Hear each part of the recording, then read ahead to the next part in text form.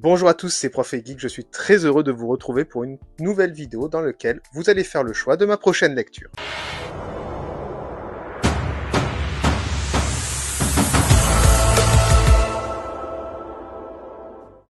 Un concept que j'aime beaucoup puisque c'est vous qui avez le choix de ma prochaine lecture et c'est souvent une proposition de titres qui sont peut-être très bien, mais voilà, c'est des gros volumes généralement ou un univers qui est très vaste et souvent ça me motive à lire l'intégralité, hein, c'est ce que j'avais fait par exemple avec Batman Knightfall il y a quelques temps que je vous avais présenté. Dans cette vidéo, je vais vous présenter 4 titres. C'est vous qui choisissez, il faudra voter dans les commentaires de cette vidéo-là pour faire un petit classement de celui qui aura le plus de voix. Et s'il y a une égalité, il y aura soit un tirage au sort, soit je mettrai un vote sur Instagram pour départager les deux titres vainqueurs.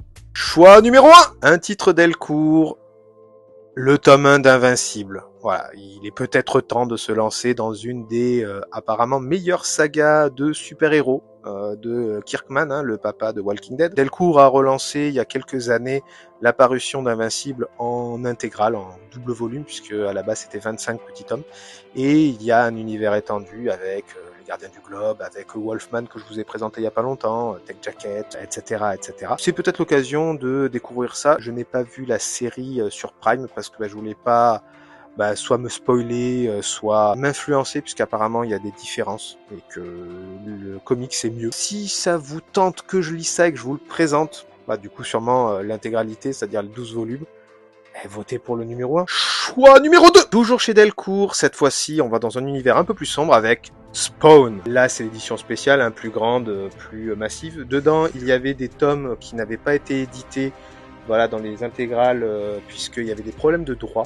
Et comme il y a eu un procès et que les problèmes de droit sont réglés, Delcourt avait pu sortir ça, notamment pour les 30 ans de la série.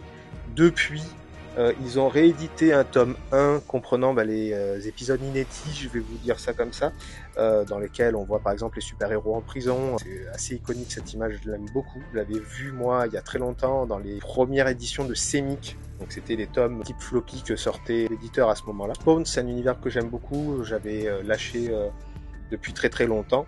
Et c'est peut-être le moment de s'y mettre, hein. Si vous regardez sur ma droite, vous voyez que j'ai énormément de choses à lire sur Spawn. Peut-être qu'il est temps de lire un peu tout ça et de se replonger dans cet univers qui est vraiment sous-coté, je le dis vraiment. Donc si vous voulez que je lise les histoires du rejeton des enfers, votez numéro 2. Choix numéro 3. Et cette fois-ci, on va chez Urban pour un titre DC Comics. Alors, pas du Batman, c'est assez surprenant, mais la dernière fois, j'avais proposé Knightfall, donc là, on va changer. On va aller sur Superman avec La mort de Superman, qui est en 2 volumes. Là, je vais vous présenter que le premier, mais si vous votez pour celui-là, je lirai les deux, bien évidemment. Alors, c'est un gros pavé, hein, ça va me prendre un peu de temps, parce que je lis très lentement, je vous le rappelle. Mais run iconique sur la mort de Superman et comment on va faire sans le fils de Krypton, le plus grand des super-héros, hein, celui qui est le plus puissant. Donc à découvrir là-dedans, je vous avoue que c'est un titre dont j'ai beaucoup entendu parler, que je n'ai jamais lu, et c'est peut-être le moment. En tout cas, si ça vous dit, c'est le choix numéro 3. Choix numéro 4. Et pour le dernier choix proposé, on retourne dans de l'indépendant avec le label 619. Je n'ai pas beaucoup de titres de cet éditeur, mais j'avais acheté il y a longtemps Carbone et Silicium de Mathieu Bablé, sur un univers où les machines sont présentes. Alors moi qui aime la science-fiction, ça peut peut-être me donner de l'élan pour lire tout ça.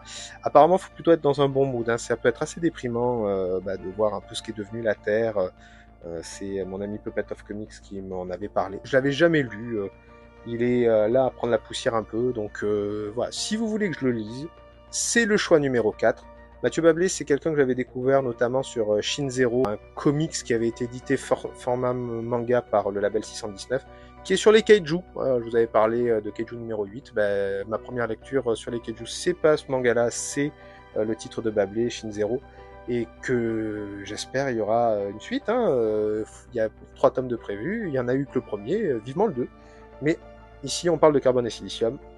n'hésitez pas à voter pour le 4 si c'est votre choix. J'espère que la vidéo vous aura plu. Si c'est le cas, n'hésitez pas à vous abonner à la chaîne, à activer la cloche des notifications, mettre des pouces, des commentaires. Pour voter, il va falloir commenter, hein, n'hésitez pas. Je vais laisser une semaine pour les votes à partir de la sortie de la vidéo, pendant 7 jours. Je dirai sur Instagram quel sera le comics vainqueur.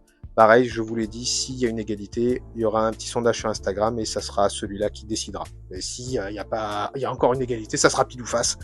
Voilà, tout simplement. En tout cas, n'hésitez pas à me donner votre avis sur le titre que vous voulez que je lise, hein. J'ai essayé de vous faire un choix de qualité. Votez, tout simplement. Ça sera très très bien. Et je vous en remercie par avance. C'était Prof et Geek, on se retrouve bientôt pour une prochaine vidéo. Ciao ciao!